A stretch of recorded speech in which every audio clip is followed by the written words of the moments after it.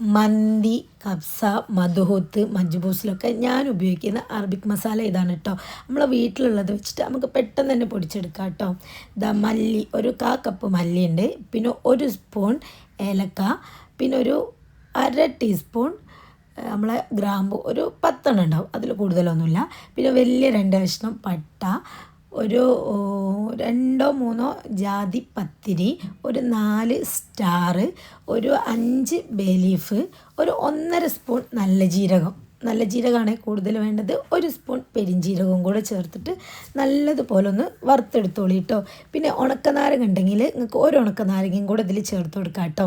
എന്നിട്ട് നല്ലതുപോലെ വറുത്തിട്ട് നല്ലോണം ഒന്ന് നെരിഞ്ഞ് വരുന്ന സമയത്ത് നമ്മൾ മല്ലിയൊക്കെ കയ്യിലിട്ടൊന്ന് ഇങ്ങനെ അമർത്തിയാൽ പൊടിയുന്നൊരു പരുവാകുമ്പോൾ നമ്മൾ മസാല സെറ്റായി. ഇനി നല്ലോണം ഒന്ന് ചൂട് തണിയുന്ന വരെ വെക്കുക. ഓവറായിട്ടല്ല, ഒരു പകുതി ചൂട് തണിഞ്ഞാൽ നമുക്കിതൊന്ന് പൊടിച്ചെടുക്കാം കേട്ടോ. നല്ല ഉണങ്ങിയ മിക്സിൻ്റെ ജാർ തന്നെ എടുക്കണം കേട്ടോ. പൊടിക്കുന്നത് എന്തായാലും വെള്ളത്തിൻ്റെ കണ്ടൻറ്റ് ഉണ്ടാവാനേ പാടില്ല. നല്ലതുപോലെ ഒന്ന് പൊടിച്ചെടുക്കുക. ഒന്ന് ക്രഷ് ചെയ്തെടുത്തതിന് ശേഷം ഞാൻ അതിലേക്കൊരു 1/4 ടീസ്പൂൺ മഞ്ഞൾപ്പൊടിയും കൂടെ ചേർത്ത് കൊടുക്കുന്നുണ്ട്.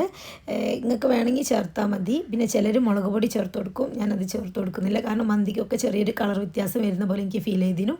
നല്ലതുപോലെ അതൊന്ന് പൊടിച്ചെടുത്തിട്ട് നല്ല എയർ ടൈറ്റായ കണ്ടെയ്നറിൽ സൂക്ഷിച്ച് അങ്ങ് കുറേ കാലം കേടുകൂടാതെ ഇരിക്കും കേട്ടോ. എന്തായാലും നിങ്ങളൊന്ന് ട്രൈ ചെയ്ത് നോക്കി.